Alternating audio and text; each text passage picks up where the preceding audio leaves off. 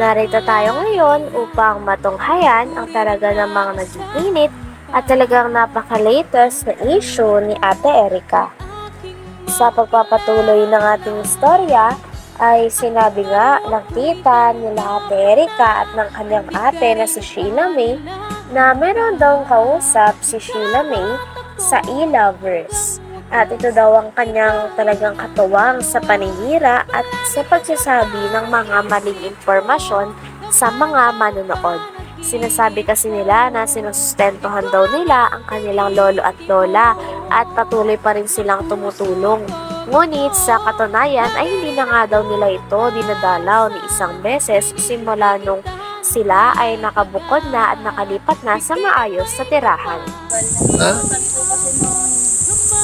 I-lovers, gumagawa ng kasinungalingan yung iba. Yung Ima Torres po ang laging araw-araw ni Sheila may kausap. Ima Torres. Torres.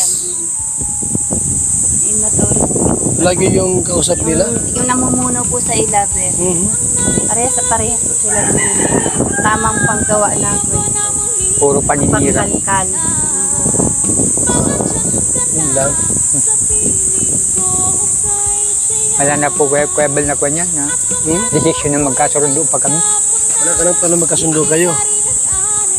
Ano kung tuhin ka sa bahay nilang bago? Ay, dito lang ako sa butukan.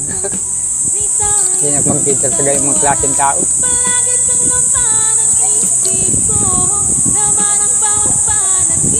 Sino yung ano? Ay, iba pangalan binanggit ko. Yung mga pala po yun. Sino? Para kayang bibig. Ang pangalan naman? Sabi pa ng lolo ni Ate Erica ay ayaw na ayaw niya daw at hindi daw pwede sa kanyang ugali ni Ate Erica pati na rin ang kanyang ate na si Sheila May. Talagang ayaw niya daw na lalapastanganin daw nila ang nagpalaki sa kanila at talaga namang umaruga ng ilang taon. Lolo at lola daw kasi nila ang talagang nagpalaki sa kanila, nagpaaral at naghatid sundo daw sa kanila sa school kahit na naulan. Kaya talagang hindi pwede sa kanilang lolo na porket nagkapera lang sa sila ay lalapastanganin na nila ito. Wala nga daw siyang pakis sa pera nila Ate Erica, ngunit ang sa kanya lang ay ang ugali talaga ang dapat nilang ayusin sapagkat dapat hindi nila ginaganon tratuhin ang mga taong nagpalaki at nag-aruga sa kanila ng maayos ng bata pa sila. So tay, anong mensahe mo kay Sheila May kung sakaling nakikinig sa atin? Ay, kung nakikinig ka naman, Sheila May, yung mga asal mong ginagawang ganyan, hindi pwede sa akin. Ayaw ko nung lalapastanganin ninyo nagpalaki sa inyo. Ilang taong kayo na pa sa amin. Pinaaral kayo, hatid sundo ng motor, kahit maulan. Pero nagawa ninyo sa amin, lula mong ganito. Yun ang masasabi ko sa iyo. Kay Erica tay, Erica. Siya rin po yung parehas ng dalawang Res silang ugali? parehas lang. Bakit nagbago sila ng ugali? Bakit nagkapira ano? Pagkapira nila, wala. Kapira? Hindi ko ma-interest yung pira nila. Yung sa akin ay yung ugali nilang ayusin nila. Ayaw ko nung gayang mga klaseng mga bata. Walang mga ugali? Walang ugali. Lapastangan masyado. Walang hiya. Hindi napunta rito tay? Ay, wala na. Mula na yun. Nagalis nga po dito ay nasa ospital kami. Hindi mo lang kapara-paalam na, Lolo, Lola, malipat na kami. Hindi Ay, nagpaalam? wala. Pagdating namin, wala ng tao dito para Kwento pa nga ng lolo ni Ate Erica ay talagang lalo pang sumama ang kanyang loob sapagkat nung nasa ospital daw sila nung bagong taon dahil may sakit nga ang kanilang lola, ay pagdating nila sa bahay at pag-uwi nila ay wala na daw tao sa kanilang bahay at parang napakadilim na. Talagang hindi daw nagpaalam si Ate Erica pati na rin ang ate niya na si Sheila May na alis na o bubukod na sila sa bago nilang bahay. Wala talaga silang paalam o pasabi sa mga tao na nag-araga sa kanila at kumupkup sa kanila ng ilang taon.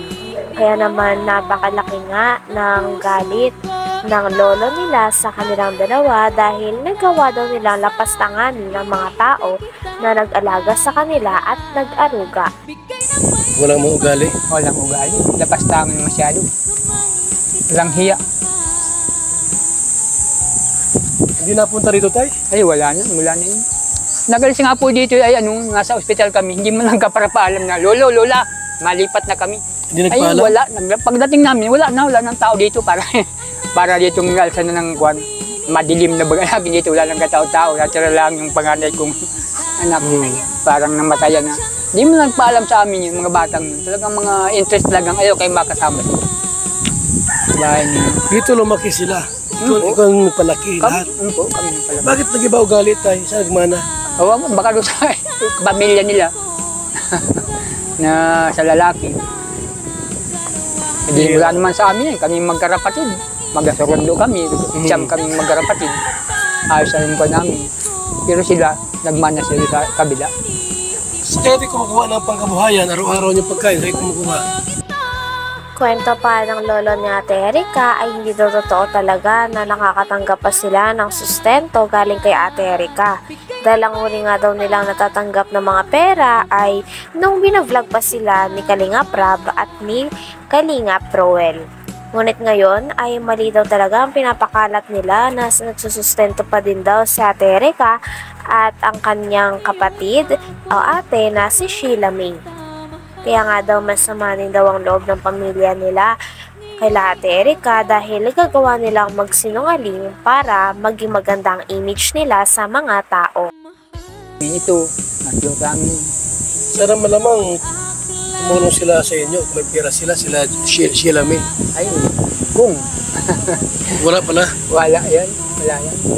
Nising ko, wala kayo natatanggap? Ayun nung nag-akong pa si Rab. Nakirap pa noon. Kay Rab pa. Saka kay Roel. Ngayon wala na. Wala. Si Kalingap Rab ba, di na kayo binablog? Ay, di na. Si Roel, gano'n, di wala na rin si Roel. Wala na din po. Nag-vlog. Wala na din po. Okay. Tapos alam natin yung totohanan, yung kwento po. Kasi pangit naman yung pasakalang dadali. Mahirap. Mahirap man yun. So mula na rin po sa kanila, kung sino po itong dalawang ito na apo nila po na sabi nga ni tatay ng ugali. Tawag yan ni magaspang ang ugali. Hindi maganda yung gano'n. Pangit yan. Dapat yung utang na loob saka bumahal sa... Pangit daw talaga ang ugali na ipinakita ni Ate Erika pati na rin ang kanyang ate na si Sheila May. Sabi pa nga ni Kalingap Val ay magaspang daw ang uri ng ganong ugali na dapat hindi tinataglay ng mga apo dahil lalo na ang kanilang lolo at lola ang nagpalaki at nag-aruga sa kanila. Kaya nga daw kung sino nga daw dapat ang una nilang pasisalamatan at gagantihan ng mabuting loob, ito daw ang kanilang lolo at lola. Dahil ito daw ang mga tao na nag-aruga sa kanila at ang mga tao na kumukop sa kanila noong mga sila ay walang-wala pa sa buhay. Kaya naman dapat hindi daw ganun ang ugali na ipapakita nila sa kanilang lolo at lola. Dahil bukod sa matanda na ang mga ito ay dapat ginagalang talaga ito ng mga apo na katulad nila. Totohanan yung kwento po kasi pangit naman yung pasakalang dadali. Mahirap man yun. So mula na rin po sa kanila, kung sino po itong dalawang ito na apo nila po na sabi nga ni tatay ng ugali.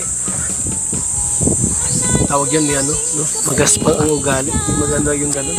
Pangit yan. Dapat yung utang na loob saka bumahal sa lolo't lola na doon dapat.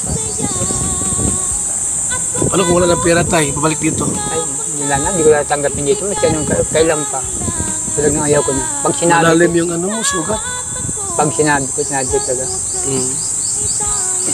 Malalim yung sugat mo tayo, grabe. Yan ang paninira sa amin sa binabato sa social media. Inaalam lang po ninyo.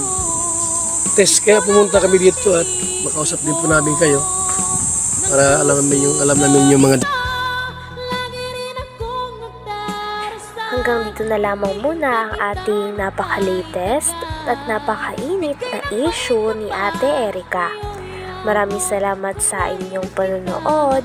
Hanggang sa muli. Bye!